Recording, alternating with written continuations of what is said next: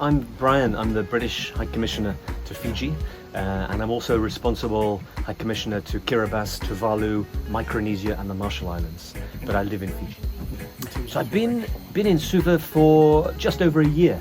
I arrived last February, so just celebrated my 1-year anniversary. Fiji's an amazing country. So before this I was in Solomon Islands and I enjoyed my 2 years there. But that's a very different place. It's 900 islands spread across the sea. More islands than Fiji, yeah. And 300 of those are occupied, are inhabited. And so it can take you, 10 days to get by boat from one end of Solomon Islands to the other. But I arrived in Fiji in February, and the pace of my job is really fast. I've got so much to do. There's so much opportunity here. For anybody who doesn't know, the job of a High Commissioner usually has, a High Commissioner or Ambassador usually has 3 parts. Yeah. The first part is encouraging trade between their 2 countries, between Fiji and the UK. Yeah. The second part is taking care of any British people that get sick here or get arrested or commit a crime or something like that. And then the third part is promoting the security and prosperity of both our countries, and that's really the widest, most interesting part. So it's not just security in terms of military or police, it's climate security, it's the security of our biological species, the security of the ocean. So how can we cooperate between the UK and Fiji to protect so much of the globe's ocean and the forests? The reason why we came out today to celebrate the coronation is because King Charles himself is a forester, and there's no place that he likes to be more than out in the forest. So all of that means I've got a pretty exciting and varied job. Blah. I just want to give a quick shout out to Leslie Bonobo for gifting and donating this camera that I'm using as a secondary camera in this video. Winabolu Saramana for your support, Winabolu for believing in me and my work. Now if you would like to donate something that would support my work, contact me. I can be your rubbish bin. Now let's get back to the video. Let's go.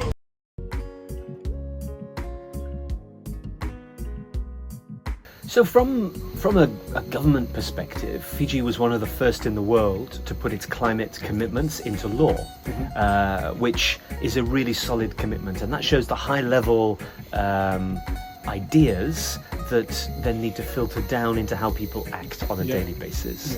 And it's exactly the same back at home in the UK. The government makes a lot of laws, but what actually happens sometimes on the ground is really different. So with my office and my home, I made a commitment to the staff that we would get rid of plastics. So we've changed from having plastic water bottles to having metal water bottles that are refillable. I have a toothbrush that's made of bamboo. You can buy, instead of buying the plastic tubes of toothpaste, you can buy a cardboard box with toothpaste tablets, and you just chew it and then brush your teeth. You can buy soaps and deodorants that are wrapped in paper rather than in plastic containers or aerosol cans. We use as little sort of plastic bags as we can, so reusing bags made out of netting, made out of bamboo, etc. So I think everybody can make a personal difference. And you might say, oh well, with all these billions of people in the world, why does it matter if I use a bamboo toothbrush? But then if everybody had that approach, nobody would do it. So I think you need to start from your home and your own personal role model. I'm in a privileged position where people, invite me to go on TV, I get photographed, and everywhere I go in these meetings, I take the water bottle with me. So I'm one of Fiji Water's least favorite customers because I don't drink it. Everybody gives me bottles of Fiji Water, but I always bring my own. And I've worked out if I have, 5 meetings a day, for the whole of the year, I save probably 2,000 plastic bottles just by taking this with me. So 2,000 plastic bottles, you can pile them up and you can see that's the difference. So my approach, we can do the stuff on the high level legislation and we can make international agreements, we can go to COP and everything, but things change on the ground when people have that commitment.